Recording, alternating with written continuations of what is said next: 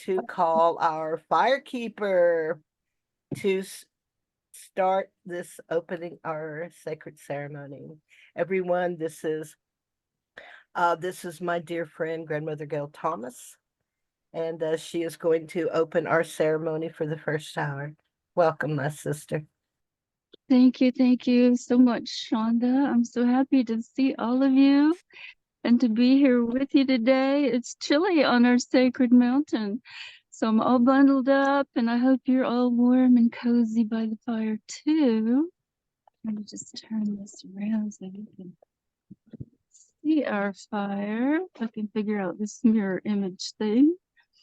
And there is an entrainment, drumming journey, and flute. I don't know, Shonda, are you able to play that for us and let us connect our heart to our mind and to each other in that way? Michael, can you play that?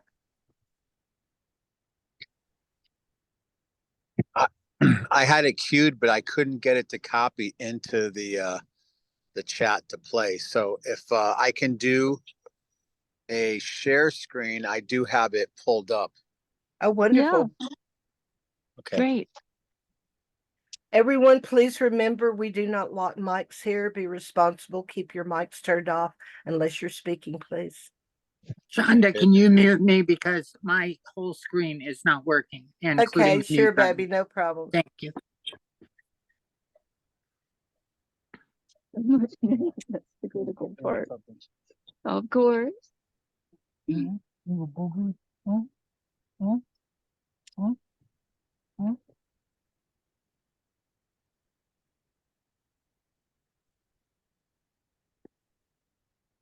This is a song that came after our last fire gathering, and I want to call on my ancestors and then tell you about it.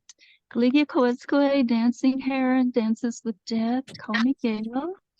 In Wayuiganaita, the Longman River Basin, on our sacred mountain Adagul, which means helping many people. And we are the people who resisted both removal on the Trail of Tears and the reservation the federal government calls Cherokee. We resisted by hiding in these mountains, and they continue to help us and to encourage appropriate resistance at times like these. And so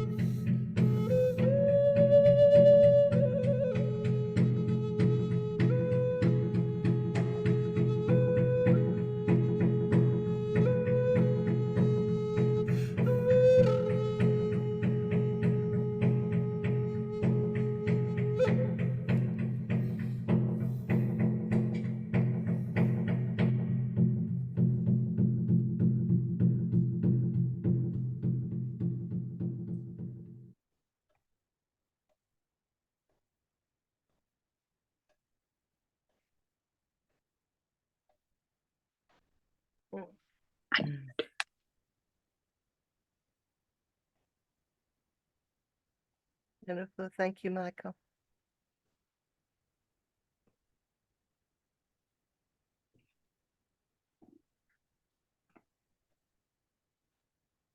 Hang on, Gail. Let me see. Maybe I can't catch you. I'm going to remove your spotlight so I can. You're unmuted, Gail. Go ahead. Okay, thank There you. you The host is allowing me to Big unmute technical myself. problems everywhere. Ah. We'll get it. It's all good. Thank you all so much for being here today with us. And we're going to talk about our relationship with the elements, beginning with fire. And our relationship with fire is a lot like our relationship with each other.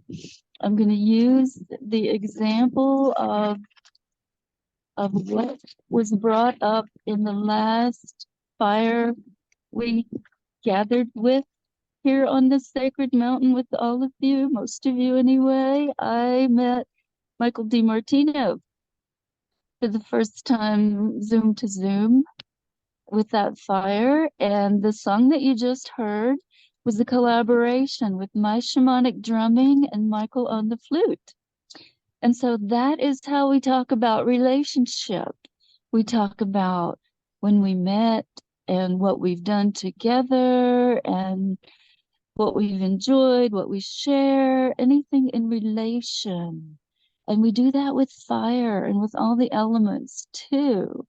So you can see that that wonderful flute collaboration came together as a result of our last gathering here and when we offered tobacco to the fire and asked for new relationships with fire. And I'm very grateful. We're also, working with Shonda and all of us in a summit that's going to be coming around in August. And there's many exciting things to explore about that. But for now, let's all think about our relationship with fire. Let's think about the qualities of fire. I know we all think purification. We think the warmth, especially this time of the year, we sit by the fire. And of course, I think about my relationship with my fire keepers here on the mountain. And I'm so happy to have Nate Miller with me as fire keeper today. I don't know if you can see him. He's the dog keeper today too. I don't know how to get him in here, but we will. I'm sure you'll see him tending the fire as we go here. And Nate has been firekeeper on this mountain. I guess he came more than a decade ago and been in lodge community and is very connected with the spirits of this land and the spirit of this mountain and especially the spirit of this fire pit. We have a fire pit here that started sacred ceremonies for almost 20 years now. And think about that.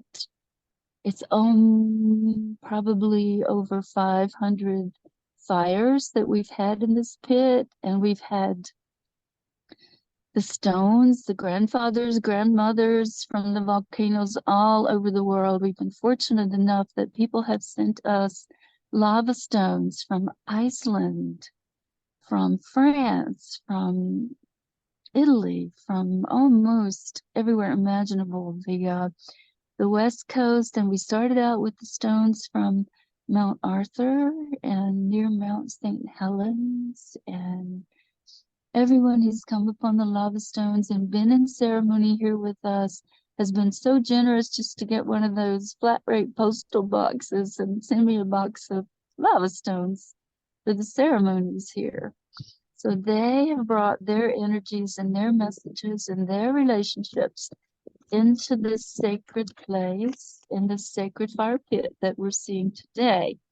I've got to hold this drum up here to keep the smoke out of my eyes so I won't cry too much and sniff too much. But when the wind settles, and we will honor you, wind, we will honor you at another time with the tobacco offering to the wind, to the water, to the earth, to all the sacred elements. Make up who we are. Make up our body and our spirit and our soul.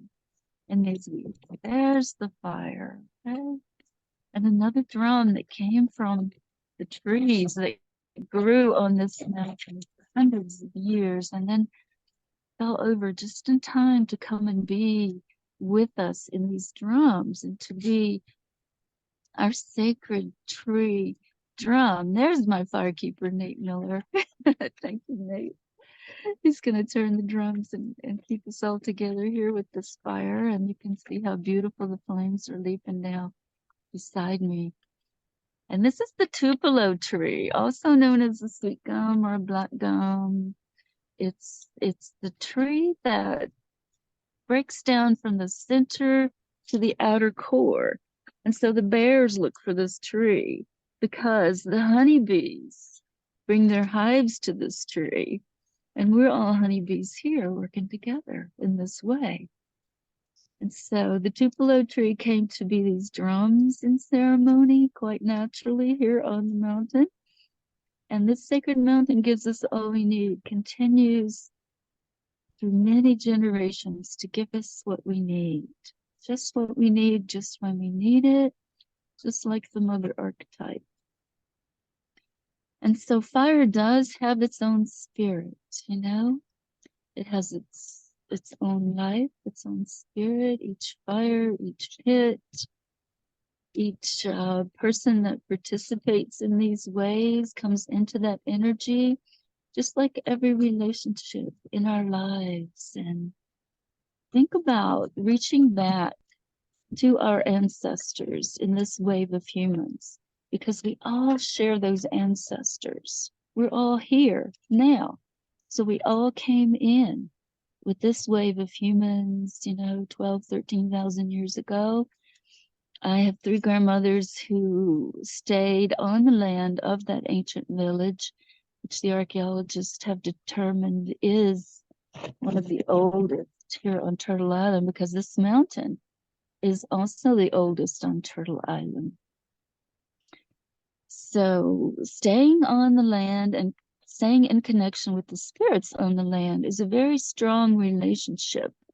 I find that that's the difference, in our connection to the earth and the elements around us.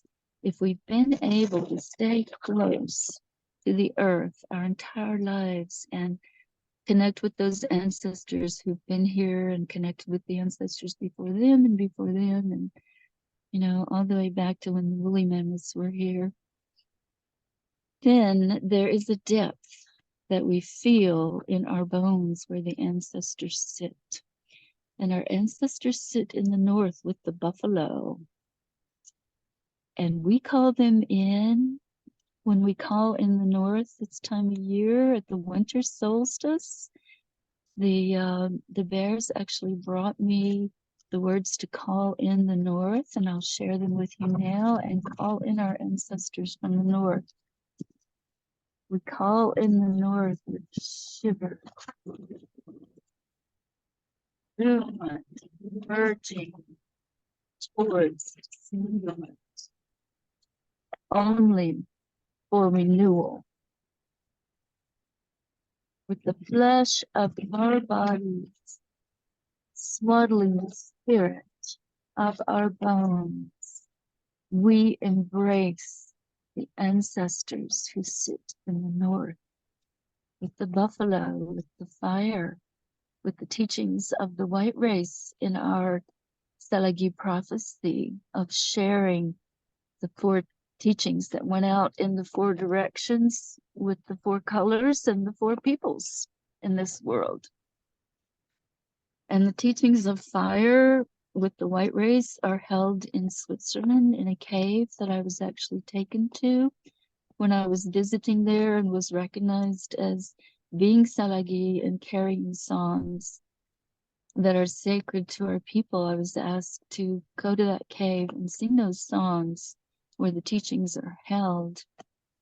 And those teachings will bring us all back together if we share them and bring them into balance. The key in Native ways is balance, being in balance, staying in balance with the elements and with each other, with everything here on Earth. And so those teachings are a little out of balance with the nuclear weapons and with the fossil fuel pipeline abuses. So anyone who has any opportunity to address those imbalances and make any contribution that might help bring them back into balance would be doing a great service to us remaining here in this wave of humans. We all know that the earth has been here long before we were. Even the dragonflies have been here long before us, and many, many species have been here much longer than humans.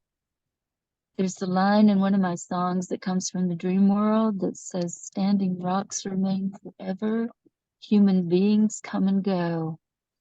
It's our actions that determine when and how we come and go. Our relationship with the elements, with balance, with the earth, with the wind and the air and the fire and the water. And we hold those very dear to our heart because we are made of them as well in differing proportions. That's what makes us all very unique and connects us with our unique soul and the soul of the world soul. And as you see these flames leap up into the air, then you also see that axis mundi that connects the lower world where our power animals sit and help us in many ways to the higher world where our teachers sit. And we are here on this middle realm with the elements to connect and journey only to the elements.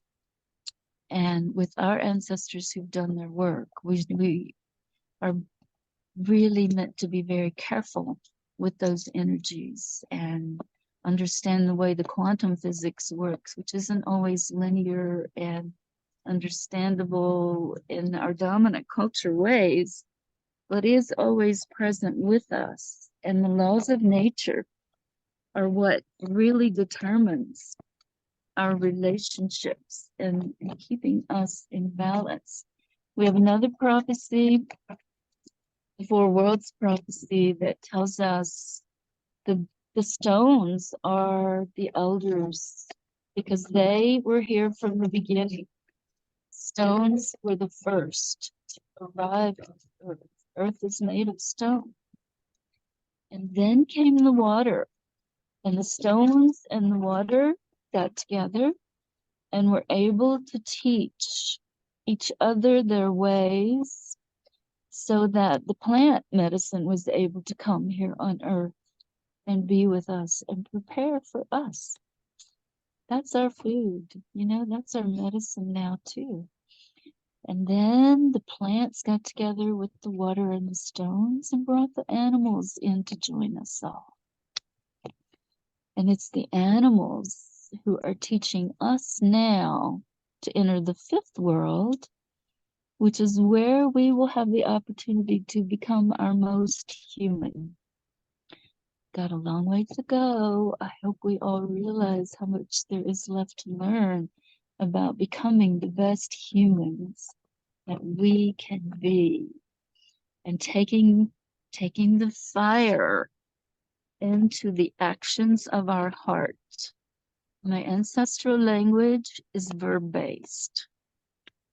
Sentences begin with verbs, and actions are speaking louder than words in our language. It's not about the talk, it's about the walk. And the walk, we live to sing and dance. Those are actions from our heart. The fire in our heart. This is our life force. Fire represents our life force and the actions of our heart. And so all actions need to come from our heart. We need to take them deep into our heart and determine the best action that will take us to our highest and best and connect with all those around us, the spirit of all life around us, spirit to spirit, so that we can stay in balance and we can work together to be in balance and to live together as this wave of humans in balance and remain with Earth, with our life force of fire, with our relationship to fire, and with each other as we create each step, each action, each movement that we take creates our life. It's very unique. I'm going to give you a moment to think about that while I sing our ancestor protection song that will protect these elements, other, the earth, and all that we speak of here in this community. All that we do, we can take this song into our heart and connect it to the actions that we take as we make each choice for our lives. And so I'm going to risk turning on my original sound, and you might have some trouble hearing me afterwards. It might take me a moment or two to get back to the best audio, but anyone's welcome to sing with me, and definitely hold this protection for the earth, for the humans, the animals, the elements, the plants, the water, the earth, the air, the fire, all of the elements and all of our relatives, all our relations. We are kinship. We are in kinship with all life around us. Let's hold that in our heart and ask for protection as I sing this traditional ancestral song that was passed along by Walker Calhoun in our traditional Salagiwes.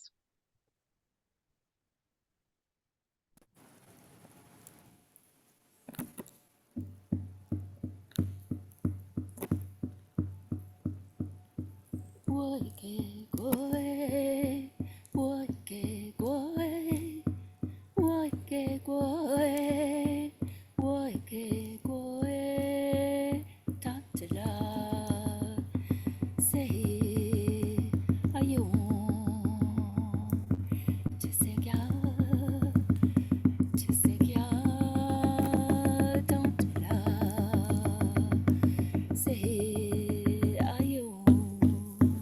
What?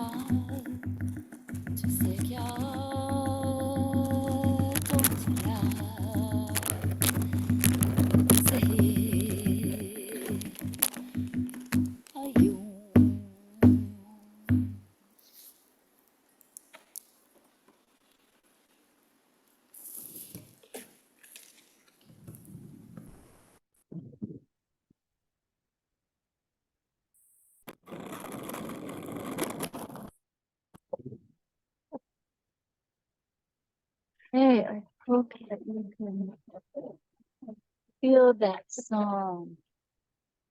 Yes, it was amazing. Thank you. Thank you, Shonda, letting me know that you can hear me now too. Yes. You're crisp, That's crispy good. critter clean. That's great. Yeah. My little critter behind me must be holding that energy for me. I don't know if you can see him back there, my little red wolf coyote bug. So we're connected now with the animals, with the earth, with the water, with the stones, with our ancestors, with our bones, our spirit, the spirit of all life around us. Feel into that relationship, feel into that connection, and be here, be present at every opportunity with all of these energies that make up our life. And in relationship, our life force is the fire. I hope you can see these flames reaching out. Feel the energy and the warmth and the life force of the fire as it swirls and dances and sings. I know you can hear the popping and hopefully the sounds of the fire. Oh, I did that right on cue. That was very nice. It's always great when everything around us responds. There's no question when that happens. And I guess, we could call that synchronicity, but really it's spirit to spirit relationship. Coming together, it's building relationship over time. We did this together, we did that together. We see those beautiful red coals and we appreciate the beauty that we're able to create together. Coming together in these ways and in any ways, any opportunities that arise for us, they're always so appreciated. And I would like to go into the story of how fire came to our people. I know there are many stories of fires coming to many people. And of course, the lightning, the drumbeat that you heard me switch to in that song, you heard the rhythm beat, and then you heard me switch to the lightning beat, the thunder beat. Okay. It was the lightning that brought fire to our people here on Turtle Island. And it brought the fire into a hollow sycamore tree that was at the edge of the water. And fire and water, of course, they balance each other. And that sycamore tree held the fire inside of it until we were able to bring it to the people. And many, many creatures came in to help.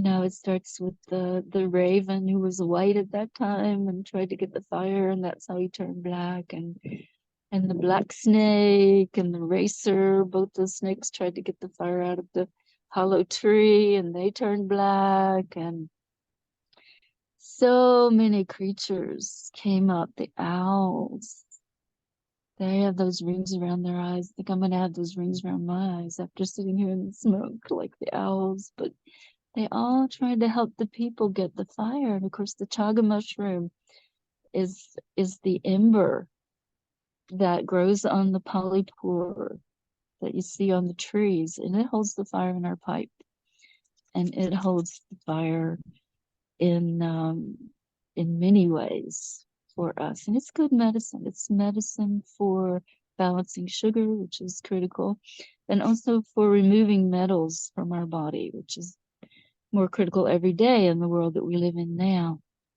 Those metals that are taken out of the pipeline and brought into our world, those choices that we make every day to use those products, those petrochemical neurotoxic products in our personal care. We put them back into the water and the air and the soil that grows our food. We started out as people who focused only on food, shelter, music, and the flute and the drum, song and dance. This is what we did when we had fire. And it was the little water spider that finally was able to put the basket on her back and bring across the water in a little basket. And this is not that tall water spider. This is the hairy water spider with the red markings, the beautiful water spider that you see in much of our traditional saragi images. So look for her when she shows up and teaches fire and teaches about water and balance. She wants to help them.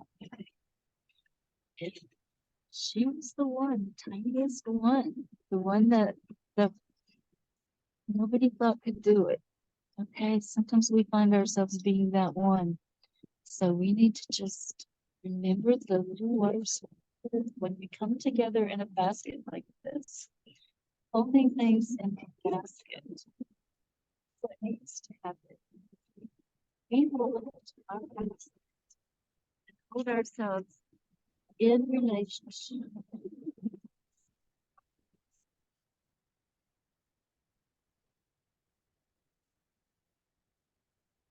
Goldman, that I know you hear and see going on right now, but she is the spirit, you know? Wind stirs up the spirits, so apparently we need our spirits stirred up a little bit and our fire stirred up a little bit as we gather here so that we will step into our highest and best actions and our highest and best choices in every opportunity that comes to us in this life that we all share. And I'm so happy that we can reach all over the world like this and share with each other in these ways. Normally, I'll ask everyone to presence themselves and bring in your river basin and the spirits of the land from the original inhabitants.